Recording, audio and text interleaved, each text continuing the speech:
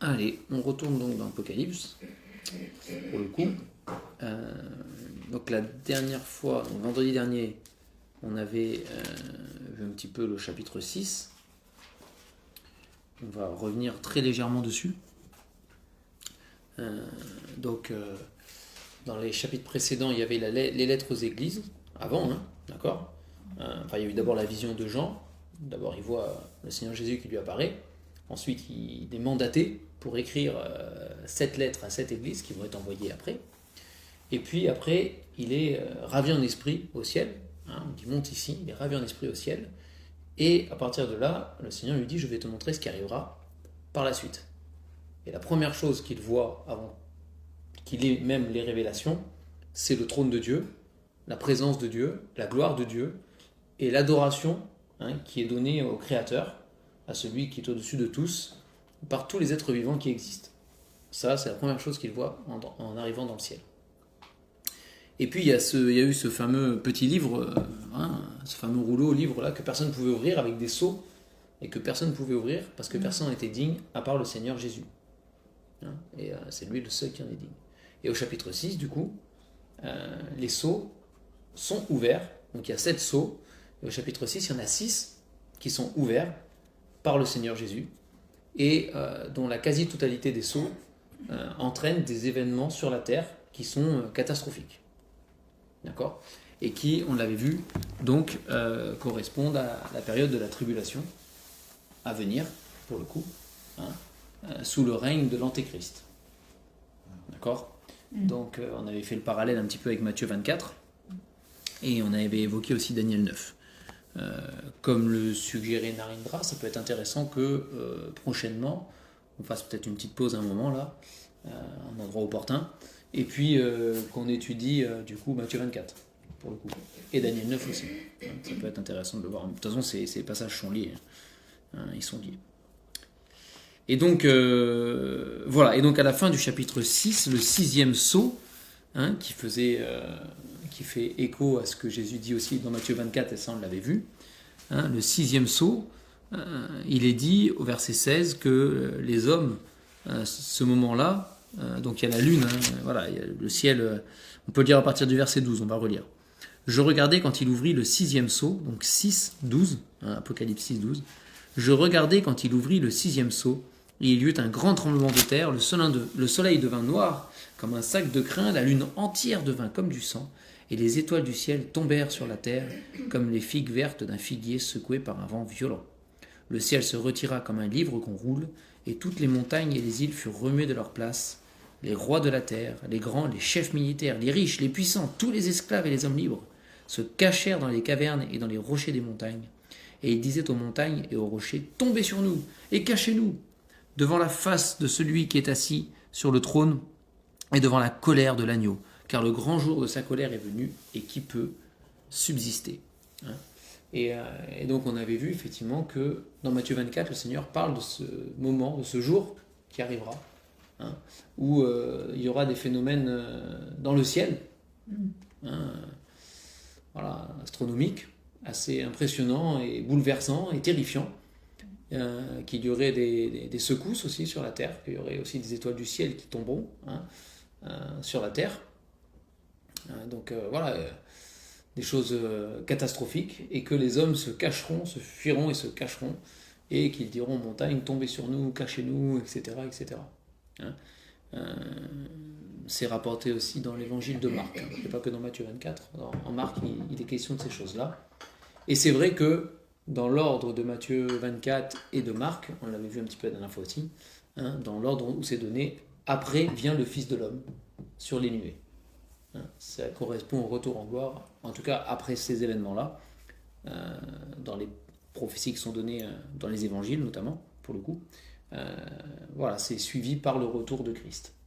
Comme on l'avait vu, c'est vrai que dans l'Apocalypse, c'est pas tout à fait chronologique absolu, même s'il y a forcément un ordre quand même des choses, mais c'est pas chronologique absolu, parce que des fois il revient sur certains événements, il revient sur certaines choses, et voilà, pour donner plus de détails, où il y a plusieurs révélations, plusieurs visions qui correspondent finalement à une période voilà, qui s'étend. Bon, il y a la tribulation notamment, et une bonne partie de la révélation de l'Apocalypse concerne quand même cette partie de tribulation où l'antéchrist va régner. Et donc, voilà, c'est pas à dire que c'est exactement dans cet ordre-là, toujours, en tout cas. Bon, pour les sceaux, bien évidemment, l'ordre des sceaux, il n'y a pas de raison que ce soit pas dans cet ordre-là. Les sceaux sont ouverts le premier, le deuxième, le troisième, le quatrième. Bon, ces sceaux-là sont ouverts. Après, dans l'Apocalypse, on verra d'autres événements. Ils n'apparaissent pas forcément chronologiquement sur Terre après les sceaux. Peut-être que c'est en même temps que certains sceaux ou cachés là-dedans. Hein, on n'a pas non plus... voilà. D'ailleurs, qu'on peut savoir l'ordre du coup. L'ordre de quoi? L'ordre de ces événements. Bah, c'est la raison pour laquelle il faut rester humble et prudent et pas s'avancer trop sur un ordre strict défini à la minute et à la lettre, quoi. C'est mon avis. Même s'il y a des choses qui, en mettant en parallèle, par exemple la prophétie de Daniel, etc., il y a des choses où on peut voir. Hein. Quand il est question de l'abomination de la désolation au milieu de la semaine, bon, on sait que c'est au milieu de la période du coup qui se passe ça, par exemple. Donc il y a des choses qu'on arrive à placer parce qu'on a des détails. Mais pour les autres, il faut être prudent parce que voilà. Et après, voilà, comme dans l'Apocalypse, il est question de la bête qui monte, qui symbolise l'antéchrist pour le coup. Bah, s'il monte et qu'il apparaît, c'est pas tout à la fin, quoi. Oui, mais, moi, ici, tous les prémillénialistes que j'ai lus, ils rangent ces événements dans l'ordre chronologique donné par l'Apocalypse, justement. Bah, c'est bien pour eux. Je vais te dire. Mais voilà, moi je m'avancerai pas non plus. Pardon. Ouais. Mais pourquoi c'est pas sûr? C'est pas sûr que ce soit. Mais non, mais c'est qu'il y a des choses où c'est plus complexe que de dire c'est exactement dans cet ordre-là, quoi. Je veux dire, il y a des grandes lignes qu'on peut tracer dans l'interprétation. Maintenant, tous les détails qui sont donnés, tous les ranger parfaitement pile au bon endroit. Non, je pense que c'est. Enfin, moi je m'avancerai pas en tout cas. Moi je m'avancerai pas jusque-là en tout cas. Voilà. Après, effectivement, il y a des choses qu'on voit, comme je disais la dernière fois, moi je crois fermement, d'après ce que je comprends de la parole, qu'on est enlevé, par exemple, il y a l'enlèvement au début de la tribulation, avant la tribulation du coup. Et donc pour moi, voilà, il y a des choses qu'on peut placer à mon avis. Voilà, il y a le règne de l'antéchrist après qui vient. Au milieu de la tribulation qui semble être 7 ans, au milieu de la tribulation, il y a ce fameux antéchrist qui profane le temple. On l'avait vu ça la semaine dernière avec Matthieu 24, notamment, il en parle, le Seigneur Jésus, de ces choses-là. Donc voilà, il y a des choses qu'on peut mettre à des endroits. Après, pour ce qui est de tout, par exemple, ce qui est plus compliqué, c'est justement toutes les calamités qui tombent sur la terre. Parce qu'il y a les 7 sceaux, mais il y a aussi les 7 trompettes qu'on verra après, il y a aussi les 7 coupes. Et je m'avancerai pas à dire que c'est d'abord les 6 sceaux dans l'ordre, enfin les 7 sceaux dans l'ordre, puis les 7 coupes, puis les 7 trompettes, ou les 7 trompettes d'abord, pardon. Et les 7, je pense qu'il y a des choses qui vont probablement dans l'Apocalypse, enfin dans la période de la tribulation, je pense qu'il y a parfois des choses qui vont peut-être se chevaucher, ou etc. Hein, c'est possible. Enfin, c'est mon avis. Donc voilà, je ne mettrai pas toujours pile. Voilà. En tout cas, le 6e sceau, là, voilà, faisait référence à quelque chose qui semble être quand même très proche de la fin, pour le coup, et du retour en gloire de Christ à la fin de la tribulation. Et ce que je voulais relever là, qu'on ne s'est pas attardé vraiment dessus la dernière fois, c'est le verset 17 d'Apocalypse 6. Et il dit, le grand jour de sa colère est venu, et qui peut subsister? Et comme ça la dernière fois je l'avais dit, mais c'est vrai que dans les petits prophètes par exemple, il est question du jour de l'Éternel, du jour de la colère de Dieu, avec justement des phénomènes comme la lune qui devient sang, le soleil qui est caché, qui donne plus de lumière, des tremblements de terre, des choses qui tombent du ciel, la colère de Dieu qui s'abat vraiment sur l'humanité et sur la terre. Et ici il dit, voilà, c'est le grand jour de sa colère qui est venu, et qui peut subsister. Et moi, ça m'a fait penser à 1 Thessaloniciens chapitre 5. Ça, j'ai pas fait le lien la semaine dernière et je voulais le faire. Donc dans 1 Thessaloniciens chapitre 5, c'est le chapitre qui fait suite, juste avant au chapitre 4, justement ce que le Seigneur révèle par l'apôtre Paul sur l'enlèvement des croyants. Et au chapitre 5, voilà. Alors 1 Thessaloniciens. Allez-y, je vous laisse le temps de...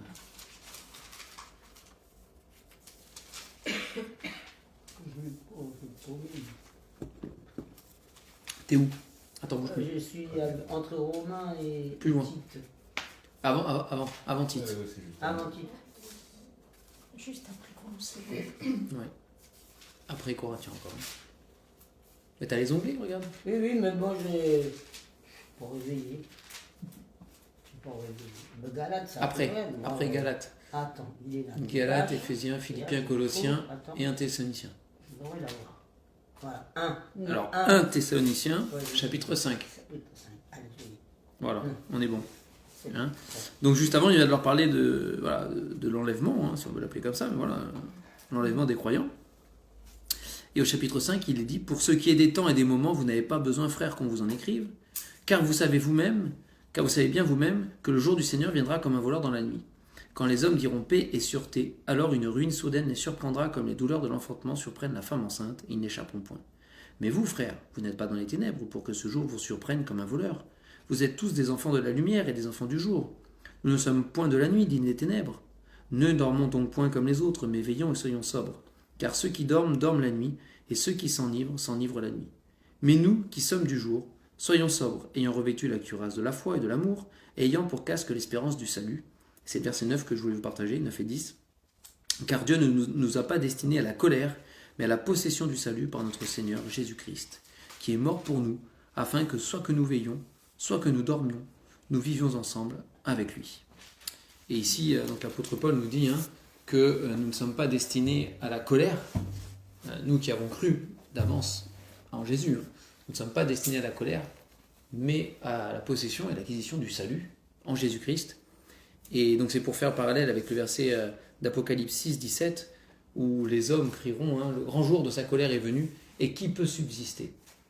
Et il est vrai que nul ne peut subsister devant la colère de Dieu, sauf, nous dit la parole de Dieu, celui qui a placé sa foi et sa confiance en Jésus-Christ. Donc le jour où les rochers vont tomber, etc., on l'avait vu, peut-être il y a des croyants qui vont être pris dans les catastrophes qui vont s'effondrer qui vont tomber sur la terre. C'est pas à dire qu'ils vont tous être épargnés. Néanmoins, ils n'ont pas à craindre la colère de Dieu. Parce que il n'y a plus aucune condamnation pour celui qui est en Jésus-Christ. Alors oui, sur la terre, on reste parfois, on va dire, impacté par des événements et des catastrophes, certes. Mais pour notre âme, nous n'avons pas à craindre la colère de Dieu. Parce que nous avons le Seigneur Jésus-Christ. Et ça, c'est quelque chose de grand. Mais ce jour-là, quand les rochers tomberont, les hommes vont craindre. Ils vont craindre pour leur vie, mais pas uniquement pour leur vie. Ils vont craindre la colère de Dieu.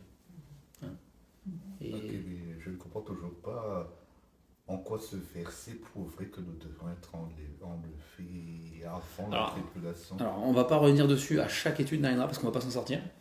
D'accord? Donc, voilà. Mais j'ai dit que moi, personnellement, c'est un des versets qui me fait aller dans ce sens-là. Mais on va pas... Si on revient dessus à chaque étude, on n'avance pas. Donc, tu peux avoir une autre position, t'as le droit. Mais voilà. Du coup, voilà. En tout cas... Avant. Oui, c'est sûr. Après, c'est pas parce qu'on préfère. Mais... Tout le monde préfère être enlevé avant. Ouais, je pense. Oui, je pense aussi. En tout cas, le jour de la colère de Dieu viendra sur la terre. Ça, c'est sûr. Mais au-delà de la question de l'enlèvement, parce que là, c'était pas mon propos pour le coup, notre âme à nous, elle est en paix. Elle est en paix parce que la colère de Dieu ne nous concerne pas directement. Même si un jour, peut-être, on sera impacté ou pas. Enfin, nous, je pense pas, parce qu'on sera enlevé avant, mais pour le coup. Mais il y aura des croyants, de toute façon, dans tous les cas, à ce moment-là, puisque la Bible dit que pendant la tribulation, dans tous les cas, il y aura des croyants. Ouais. Et la Bible ne nous dit pas qu'ils seront épargnés non plus par ces choses-là. Mais je le rappelle, pour leur âme, ils seront en paix. Ils n'ont pas à craindre et à redouter la colère de Dieu. Et ça, c'est quelque chose de grand. C'est quand même notre espérance aussi. Et voilà, c'est pour ça que je voulais revenir dessus aussi. Donc on va lire ensemble le chapitre 7, du coup. Hein. Donc après, c'est 6 sceaux. Et avant le 7e sceau, en tout cas dans l'Apocalypse, c'est comme ça que c'est écrit. Hein, avant le 7e sceau, l'apôtre Jean a une vision d'autre chose. Donc au chapitre 7, après cela, je vis 4 anges, debout aux 4 coins de la terre.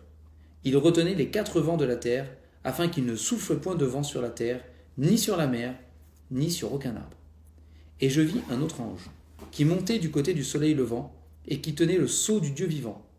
Il criait d'une voix forte aux 4 anges à qui il avait été donné de faire du mal à la terre, à la mer, et il dit : Ne faites point de mal à la terre, ni à la mer, ni aux arbres, jusqu'à ce que nous ayons marqué du sceau le front des serviteurs de notre Dieu.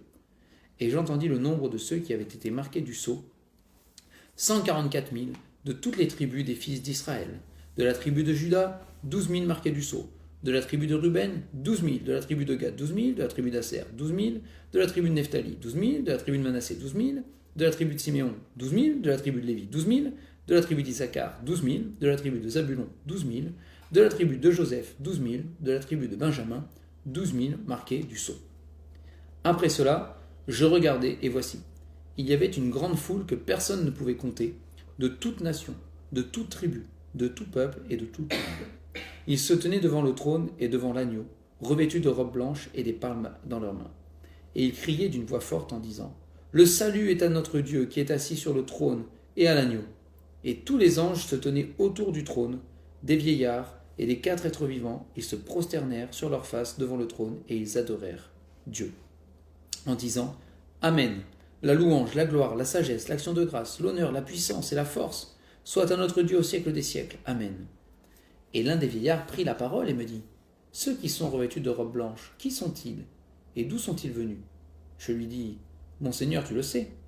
Et il me dit : Ce sont ceux qui viennent de la grande tribulation. Ils ont lavé leurs robes et ils les ont blanchies dans le sang de l'agneau. C'est pour cela qu'ils sont devant le trône de Dieu et le servent jour et nuit dans son temple. Celui qui est assis sur le trône dressera sa tente sur eux. Ils n'auront plus faim, ils n'auront plus soif. Le soleil ni aucune chaleur ne les frapperont plus, car l'agneau qui est au milieu du trône les paîtra et les conduira aux sources des eaux de la vie, et Dieu essuiera toute larme de leurs yeux. Voilà, et après, donc au chapitre 8, le 7e sceau est ouvert. D'accord ? Donc ici, on apprend dans ce chapitre que déjà il y a une autre catastrophe, entre guillemets, si on va l'appeler comme ça, hein, un autre événement qui doit bouleverser la terre. Ce sont des anges qui sont envoyés aux 4 coins, hein, donc c'est comme ça que c'est dit ici, hein, 4 coins de la terre. Ça ne veut pas dire que la terre est plate, hein. Pas du tout, c'est une expression, bien évidemment, hein, mais ils doivent retenir le vent pour qu'il n'y ait aucun vent qui souffle sur toute la terre. Alors, je crois qu'on n'imagine pas. Je crois qu'on n'imagine pas. C'est que tout d'un coup, il n'y ait plus aucun vent qui souffle sur toute la face de la terre. Ça doit faire tout drôle. Hein. Ça doit faire bizarre quand même. Hein. Notamment dans des endroits où il y a du vent. On imagine sur les îles par exemple, où il y a toujours beaucoup de vent. Au niveau des côtes là, tout d'un coup, plus de vent, les arbres ne bougent plus, ils sont immobiles. On a l'impression qu'il va se passer quelque chose de grave. Et c'est le cas. Et d'ailleurs, on verra le 8e sceau, c'est justement un silence. Hein. C'est spécial. Le 7e sceau, pardon, chapitre 8. Le 7e sceau. Hein. C'est où il est question d'un silence. C'est le calme, comme on dit, avant la tempête, un petit peu.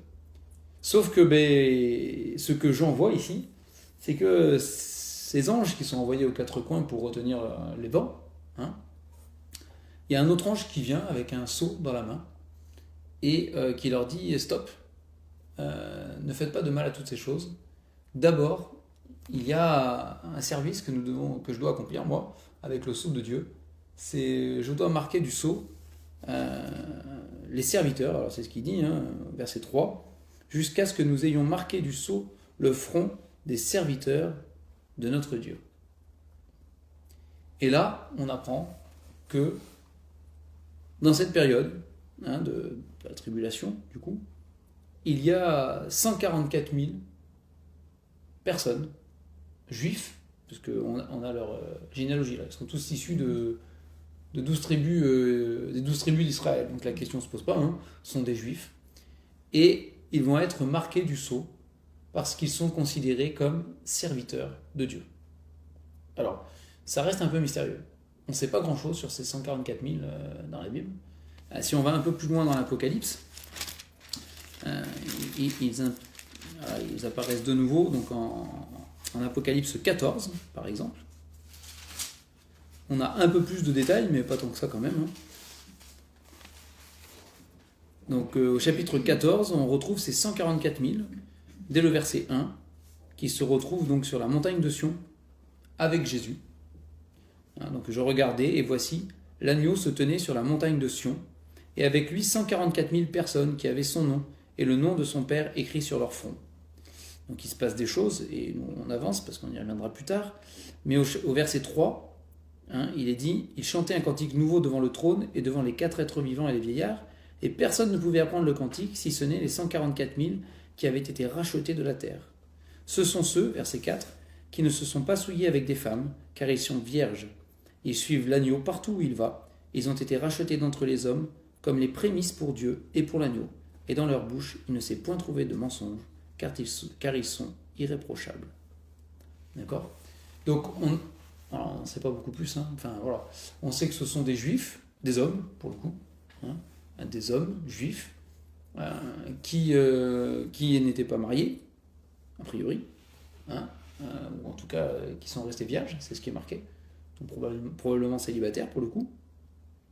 Ils ont été rachetés d'entre les hommes comme prémisse, il est dit, hein, comme prémisse pour Dieu et pour l'agneau, donc ils symbolisent à l'avance quelque part la délivrance, enfin pas la délivrance, mais le salut du peuple d'Israël quand ils se convertiront. Donc ça c'est la prophétie de Zacharie 12:10 qui en parle, hein, qu'à la fin tout Israël se convertira en reconnaissant le Messie. Donc quelque part ces 144 000 là, ils sont comme les prémices. Hein, donc les prémices c'est comme quand il y avait les moissons, là, la fête des prémices. Hein, c'est les premiers fruits qui sont récoltés avant ceux qui vont arriver. D'accord ? Donc quelque part ils symbolisent ces 144 000 et c'est intéressant parce qu'il y en a un peu, 12 000, hein, c'est pas... Voilà, le nombre est exact, hein, mais il y en a 12 000 de chacune des 12 tribus d'Israël, hein, donc ça englobe vraiment, ça représente vraiment tout le peuple d'Israël. Il n'y a pas une tribu qui est enlevée là, hein, il n'y a pas une tribu maudite ou je ne sais quoi, il n'y a pas une tribu qui manque, non, c'est les 12 tribus. Hein. Mais c'est un échantillon choisi par Dieu, ici, qui représente le peuple d'Israël et qui en avance symbolise eh bien, le salut national d'Israël plus tard. Alors voilà, ils ont été rachetés d'entre les hommes, donc c'est Dieu qui les a rachetés. Ils ont reconnu Christ comme le Messie, c'est une évidence, hein, pour le coup. Ils sont avec l'agneau, donc ils sont avec Christ. Maintenant, on n'en sait pas plus sur ces 144 000. On ne sait pas exactement, on sait qu'ils sont marqués pour être serviteurs. C'est ce qu'on a lu au chapitre 7, là, c'est ce qu'on vient de lire. Hein. Voilà, ce sont les serviteurs de notre Dieu, c'est ce qui est marqué. Néanmoins, quel service ils ont, on n'en sait rien en fait. La Bible ne nous le dit pas. Il y en a qui font des hypothèses sur le fait qu'ils vont évangéliser pendant la tribulation, etc., ou je ne sais quoi. Mais réellement, la Bible ne nous le dit pas. Ne nous le dit pas. Ce qu'on sait, c'est qu'ils vont vivre dans cette période-là, de la tribulation, et qu'ils seront au service de Dieu à ce moment-là. Mais nous n'en savons pas plus que ça. Ça ne nous est pas révélé. En fait, pour revenir aux anges qui retiennent les vents, tu penses que ce sera littéral, du coup, que c'est pas un symbole? Non, je pense pas. Enfin, non, je pense qu'ils vont vraiment retenir les vents. Enfin, c'est ce qui est marqué en tout cas. Hein. Afin qu'il ne souffle point de vent sur la terre. Donc, en tout cas, ils feront en sorte qu'il n'y ait pas de vent sur la terre. Et Une fois, on a parlé d'un quart. C'était un quart ou un tiers? Un tiers? Un tiers? Ouais. C'est pas eux? Non. Non, il n'y a pas de lien là. Non. Non, eux, c'est justement... Un tiers, c'est ce qu'on voit dans les prophéties, mais c'est tout à la fin du coup. D'accord. Eux, on voit, c'est les prémices, donc c'est ceux qui sont en avance. D'accord. ok. Et c'est comme si, voilà, dès la tribulation, Dieu se rappelle, on va dire, hein, au peuple d'Israël, par ses promesses, à travers ces 144 000, qu'ils ne sont pas abandonnés, voilà, que les promesses de Dieu vont s'accomplir quand même pour eux, notamment les promesses de Zacharie, tout ça, etc., concernant le fait qu'Israël un jour reviendra à l'Éternel de tout son cœur, se convertira et qu'il sera leur Dieu, et qu'ils seront son peuple, et qu'il habitera au milieu d'eux, etc. Toutes les promesses qu'il avait faites, hein, toutes les prophéties. Eh bien, ces 144 000 qui, dans la période la plus terrible, là, sont déjà désignés, voilà, sont représentatifs de la promesse de Dieu qui s'accomplira aussi. Mais encore une fois, voilà, on n'en sait pas plus. Hein. Voilà, et moi, je ne vais pas faire d'hypothèse parce qu'on ne sait pas. Enfin, je veux dire, voilà. Mais ce sont des hommes et ils auront de la part de Dieu une marque qui les différenciera. Alors, est-ce que cette marque sera visible des hommes? Rien ne nous le dit. Rien ne nous le dit. Rien du tout. Hein. Mais ils auront une marque, voilà, sur le front. Ils auront la marque de Dieu.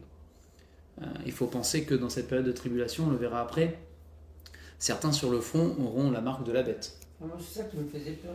Hein, on y viendra après. Mais c'est dans cette période-là que certains auront, soit sur la main, soit sur le front, mais sur le front aussi, pour le coup, hein, la marque de la bête. Eh bien, eux, ils n'auront pas la marque de la bête, ils auront la marque de leur Dieu. Hein, ils appartiennent à Dieu. Et ils sont mis à part pour Dieu. Et par Dieu. Pour quelque chose de spécial. Ça, c'est sûr. Hein. Ça, c'est sûr. Et cette marque, elle s'applique seulement à ces 144 000 juifs ou à tous les croyants de la tribulation? Ah, ici, elle s'applique aux 144 000. Il n'est pas question des autres. Ça ne veut pas dire que les croyants n'ont pas une marque de Dieu. D'ailleurs, la Bible dit que le Saint-Esprit est comme un sceau sur nos cœurs. Nous sommes scellés du Saint-Esprit. Donc on a quelque part la marque de Dieu. Mais ça, c'est une marque qui est particulière, là, et qui, dans le contexte, ne concerne que les 144 000. Il n'est pas dit que d'autres... Et d'ailleurs, c'est quand il est question des 144 000 en Apocalypse 14, ce qu'on a vu tout à l'heure, c'est mentionné de nouveau qu'ils ont la marque de Dieu sur leur front. Donc voilà, c'est quelque chose qui est particulier pour eux. Et donc après avoir fait, on va dire, cette sélection, pour le coup c'est Dieu qui l'a fait, hein, des 144 000 du peuple d'Israël, nous avons donc cette vision d'une grande foule, hein, d'une multitude, qui pour le coup ne sont pas nécessairement des juifs là, mais qui concernent les nations. Et donc ce passage-là, hein, voilà, c'est verset 9, une grande foule que personne ne peut compter, de toute nation, toute tribu, tout peuple, toute langue, qui sont devant le trône, devant l'agneau, qui ont des robes blanches et des palmes dans leurs mains, et qui crient voilà, la gloire de Dieu. Hein. Et donc cette foule immense, que personne ne peut compter, donc c'est pas uniquement le Dieu d'Israël, hein, c'est le Dieu de l'humanité. C'est ceux qui ont été rachetés ne sont pas exclusivement des juifs. Il y a les 144 000, c'est vrai, et ils en sont aperçus, et un avant-goût même, c'est les prémices, hein, c'est ce qui est marqué, ils en sont un avant-goût. Mais il y a aussi toutes les nations de la terre, toutes les tribus, tous les peuples, toutes les langues, parmi lesquels il y a des hommes, des femmes qui ont suivi Jésus, qui ont choisi de croire en Christ, hein, et de croire en Dieu. Et donc, ce qui est beau ici, c'est que il y a le dialogue entre Jean et un des vieillards, là, où l'un des vieillards pose la question à Jean, il veut être sûr que Jean a bien compris probablement, c'est qui? Et Jean dit, ah bah tu le sais, ça veut dire moi je... c'est une manière de dire, je sais pas, mais toi tu le sais, dis-le moi. Hein. Et donc le vieillard lui explique, et lui dit, hein, ce sont ceux qui viennent de la grande tribulation, et qui ont lavé leurs robes, ils les ont blanchis dans le sang de l'agneau. Et donc il y a cette... voilà, c'est ce côté rassurant pour nous, quand même. Et ce qui est beau, c'est que malgré la grande détresse, la grande tribulation qui va venir sur le monde, eh bien, il y aura toujours des hommes et des femmes qui vont accepter le Seigneur et qui vont se tourner vers lui. C'est pas une période où les hommes ne pourront pas être sauvés. Il y en aura. Et il y en aura beaucoup. Et là, c'est une grande foule que personne ne peut compter. Elle est immense. De tous les pays, de toutes les tribus, de toutes les langues. il y en a qui se convertiront au Seigneur Jésus. Et c'est une douce espérance pour nous. Si jamais ceux que nous connaissons, que nous côtoyons, que nous aimons sont amenés à traverser cette période, nous ne savons pas à l'avance, mais la Bible dit quand même que dans cette période, beaucoup se convertiront. Et ça, c'est beau. Et ils se convertiront par le même salut que nous. Ça, c'est quelque chose aussi. C'est du début à la fin, c'est le même salut pour tous. Il n'y a pas d'exception. C'est par la foi et par la foi en Christ. C'est le Messie qui sauve, c'est le Christ, c'est le même du début à la fin. Et ici, c'est ce qu'il dit, ils ont blanchi, à la fin du verset 14, ils ont lavé leurs robes et ils les ont blanchis dans le sang de l'agneau. C'est parce que Christ a offert sa vie, parce que le sang a coulé à la croix, que eux aussi pourront accepter le Seigneur, être sauvés, avoir leurs péchés qui sont pardonnés, et être revêtus comme nous, pour le coup, parce que voilà, pour l'Église aussi, il est question de, on le verra plus tard dans l'Apocalypse, avec le festin des noces de l'agneau, mais pour nous aussi, il est question de robe blanche, pour l'Église, et de la pureté, la purification aussi de nos péchés, et pour eux, c'est la même chose. C'est la même chose. Une robe blanche et des palmes dans les mains. Et il crie d'une voix forte, au verset 10, « Le salut est à notre Dieu, qui est assis sur le trône et à l'agneau. » Il rendre gloire à Dieu. Et il faut bien penser que donc, ces âmes qui sont là et qui sont sauvées auront vécu quand même sur la terre des choses horribles. C'est Dieu lui-même dit ici qu'ils viennent de la grande tribulation, donc d'une grande détresse. Ils auront vécu les fléaux qui s'abattent sur la terre. Ils auront vécu probablement aussi la persécution de l'Antéchrist. Et ils auront vécu des choses terribles. Et ils auront beaucoup souffert. Ça, c'est sûr. Ils auront beaucoup souffert. Mais ici, dans la présence de Dieu, ils sont consolés. Et la fin du chapitre est magnifique. Il est dit, puisqu'ils viennent de cette grande tribulation et qu'ils ont lavé leur robe dans le sang de l'agneau, au verset 15, c'est pour cela qu'ils sont devant le trône de Dieu et le servent jour et nuit dans son temple. Donc ils ont une position privilégiée. Ils sont proches du Seigneur là. Celui qui est assis sur le trône dressera sa tente sur eux. C'est une manière d'exprimer ici, parce que c'est pas une vraie tente avec de la toile dans le ciel, mais c'est une manière d'exprimer qu'ils sont dans sa maison. Voilà. Ils sont dans sa maison. Il mettra, ce sera lui qui sera la maison au-dessus d'eux. Voilà, ils seront dans sa maison. Et puis, le verset 16 est magnifique. Et même le verset 17, encore une fois, nous, on ne peut pas prendre toute la mesure de ça. Mais les chrétiens qui, dans le monde, sont persécutés pour leur foi, ou qui vivent dans des pays en guerre, prennent la mesure probablement de ces versets. Et ils n'auront plus faim, parce que sur la terre, ils auront eu faim. Il faut savoir, on le découvrira après dans l'Apocalypse, c'est pour ça que je dis que ce n'est pas toujours chronologique, mais on le découvrira après dans l'Apocalypse que ceux qui n'ont pas la marque de la bête ne pourront ni acheter ni vendre. Et pour se nourrir, ça deviendra compliqué. Et certains vont connaître la faim. Il y aura aussi des famines. C'est ce qui est marqué aussi, il y aura des famines sur la terre. Mais pour nos frères et sœurs, là, ici, ils n'auront plus faim. C'est fini. Ils seront dans la présence de Dieu. Et non seulement ils n'auront plus faim, mais ils n'auront plus soif aussi. Parce que c'est pareil. Il y aura avec toutes ces catastrophes des manques d'eau, et ils connaîtront la faim et la soif. Mais ce sera fini. Le soleil ni aucune chaleur ne les frapperont plus. Ils auront un toit sur leur tête. C'est le Seigneur lui-même qui sera leur maison et leur tente. Mais probablement sur la terre, ils auront vécu des moments difficiles. Et pour certains, qui peut-être sont dans des pays où il fait très chaud, et où tout aura été détruit par les tremblements de terre, ou la famine et tout ce qu'il y a, et qui n'auront rien pour s'abriter, peut-être qu'ils subiront la chaleur du soleil, plus que littéralement, quoi. Mais ce jour-là, c'est terminé. Le soleil ne les frappera plus. C'est fini. Pourquoi ? Parce que l'agneau, qui est au milieu du trône, les paîtra. Donc, encore une fois, c'est l'image du berger, ici, qui ressort, le bon berger. Le Seigneur Jésus dit, je suis le bon berger. Le bon berger donne sa vie pour ses brebis. Il sera leur berger. Et c'est lui qui les paîtra. Donc ils ne manqueront plus jamais de rien. Et il les conduira aux sources de la vie, et Dieu essuiera toute larme de leurs yeux. C'est plus qu'une certitude que cette foule qui sort de la tribulation aura pleuré sur la terre. De toute façon, personne n'est épargné là-dessus. Le péché dans le monde nous fait souffrir et nous pleurons. Mais peut-être qu'eux auront pleuré plus que nous, par la tribulation qu'ils auront traversée, les épreuves et toutes les choses qui leur seront tombées dessus. mais Dieu, à ce moment-là, essuiera toute larme de leurs yeux. Ce sera terminé. Hein. Il n'y aura plus jamais pour eux de pleurs. Et donc c'est quand même une grande espérance. Alors c'est déjà une espérance pour nous, parce que voilà, on n'est pas tous appelés à traverser la grande tribulation probablement, hein, mais on a tous des tribulations quand même dans nos vies. On a tous des épreuves, on a tous des souffrances aussi, hein, et des peurs.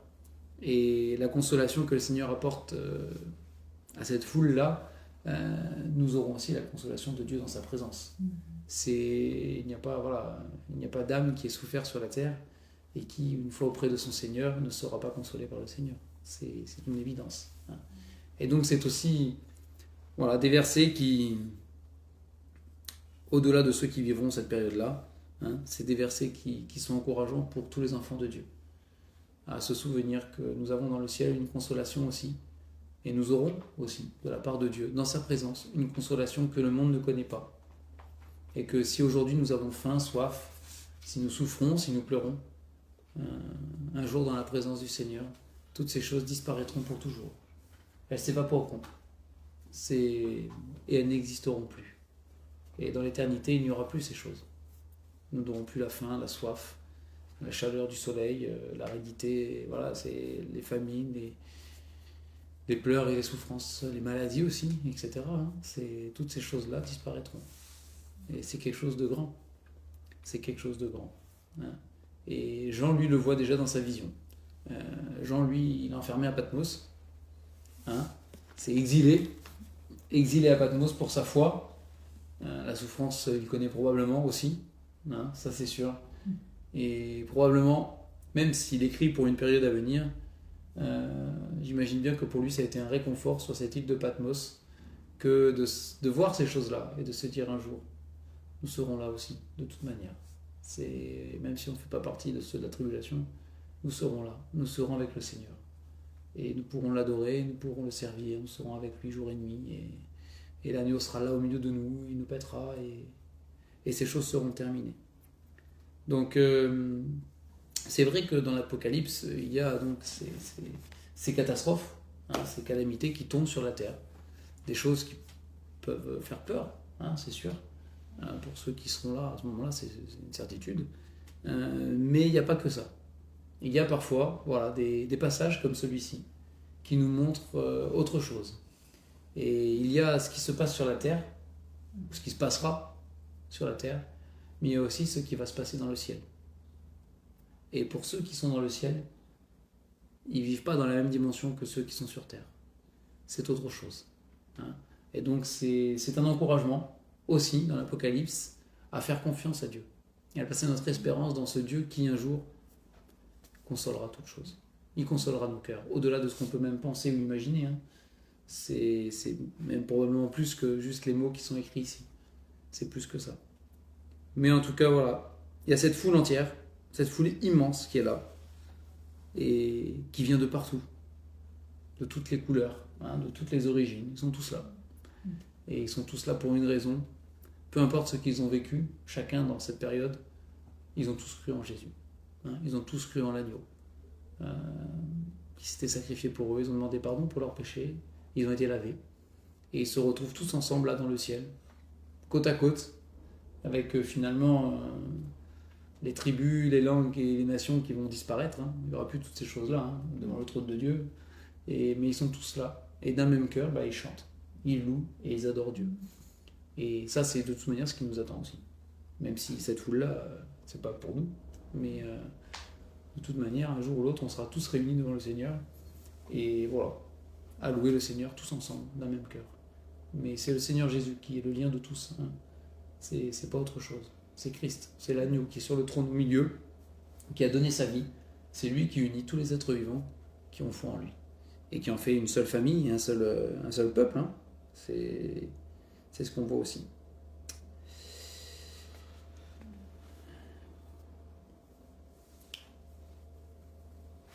Donc voilà pour le chapitre 7. Et on verra donc la suite la prochaine fois avec le 7e sceau, puis les trompettes après. Puis les trompettes. Et par rapport à le destin des 12 tribus d'Israël, je viens de m'apercevoir que la tribu de